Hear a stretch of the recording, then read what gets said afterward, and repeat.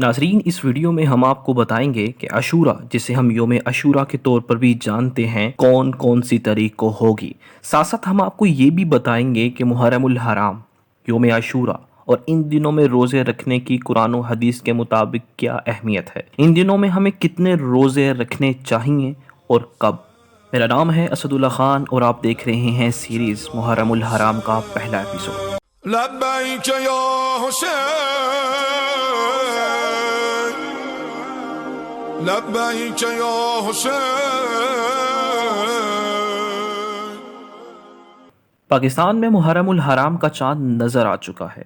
योम अशूरा 10 मुहर्रम, अरब में 29 अगस्त, पाकिस्तान, हिंदुस्तान और बांग्लादेश में 30 अगस्त 2020 को होगी।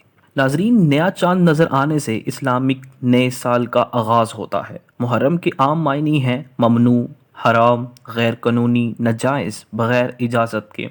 ये साल के इन 4 मुक़द्दस महीनों में से एक है जिसके दौरान जंग लड़ना मना है।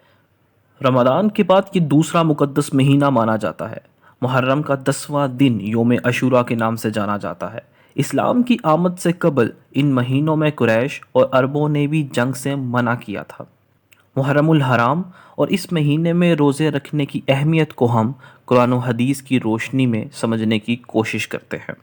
सही बुखारी हदीस 3197। नबी करीम सल्लल्लाहु अलैहि वसल्लम ने फरमाया, साल 12 महीनों का होता है। 4 महीने इसमें से हुर्मत के हैं, 3 तो पे दर पे, ज़िक़अदा, ज़िलहज और मुहर्रम, और चौथा रजब। इससे मिलता जुलता पैगाम हमें कुरान में भी मिलता है। सूरह तौबा आयत नंबर 36, अल्लाह ताला फरमाता है, खुदा के नज़दीक महीने गिनती में 12 हैं, यानी इस रोज़ से कि इसने आसमानों और ज़मीन को पैदा किया। किताब खुदा में बरस के 12 महीने लिखे हुए हैं, इनमें से 4 महीने अदब के हैं, जैसे हम इन 4 महीनों का पिछली हदीस में ज़िक्र कर चुके हैं, जो ज़िक़अदा, ज़िलहज, मुहर्रम और रजब हैं। यही दीन का सीधा रास्ता है। तो इन महीनों में कताल ना हक से अपने आप पर जुल्म ना करना। अगर कोई शख्स इस महीने में कोई गुनाह करता है तो वो ज्यादा बुरा होगा, और अगर कोई शख्स नेकी करता है तो उसका अजर भी ज्यादा होगा। इस महीने में हमें छोटे गुनाह जो निगाह और जुबान से आम हो जाते हैं को खास तौर पर ध्यान से रोकना चाहिए। सही मुस्लिम हदीस नंबर 2755, हज़रत अबू हुरैरा रज़ी अल्लाह तआला अन्हु से रवायत है कि रसूल सल्लल्लाहु अलैहि वसल्लम ने फरमाया, रमदान के बाद सबसे अफजल रोजे अल्लाह के महीने मुहर्रम के हैं। फर्ज नमाज के बाद सबसे अफजल नमाज रात की नमाज है। यहाँ 2 बातें हो रही हैं। एक तरफ रमदान के बाद अफजल रोजे मुहर्रम के कहे गए हैं, और दूसरा फर्ज नमाज के बाद सबसे अफजल नमाज रात की कही गई है, जिसमें तहज्जुद और वितर वगैरह शामिल हैं।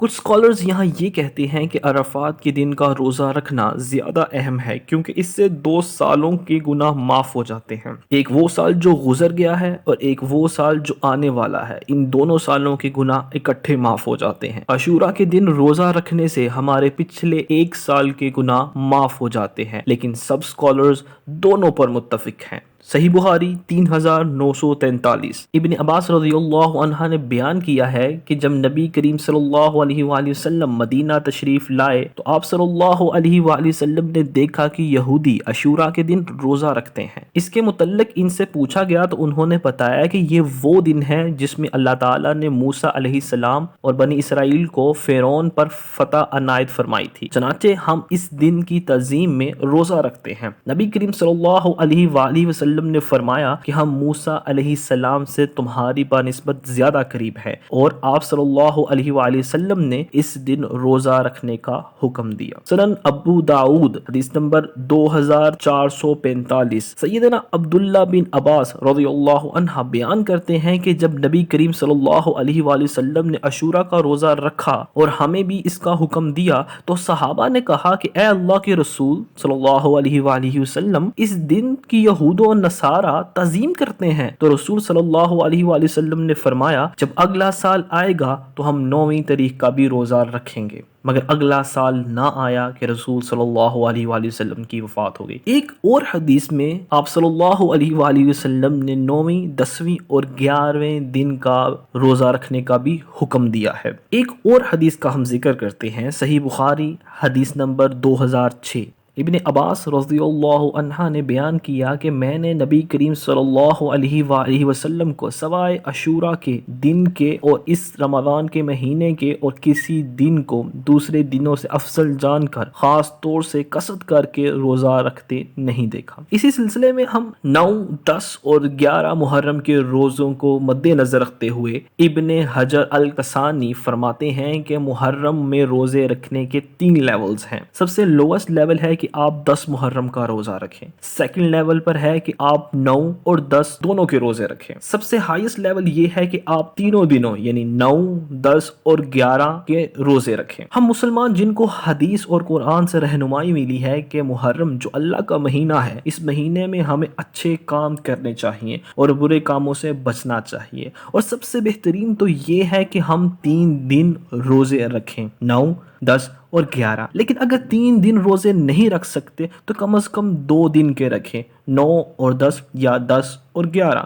مزید اگر 2 دن بھی نہیں رکھ سکتے تو کم از کم 1 دن رکھ لیں 10 محرم کا۔ کربلا اور حضرت امام حسین علیہ السلام کی شہادت کے واقعے پر ہماری اگلی ویڈیو دیکھنا مت بھولیے گا۔ ویڈیو ختم کرنے سے پہلے اسے لائک، شیئر اور کمنٹ ضرور کیجیے گا۔ ساتھ ساتھ چینل کو سبسکرائب کرنا مت بھولیے گا۔ اگلی ویڈیو تک کے لیے اللہ حافظ۔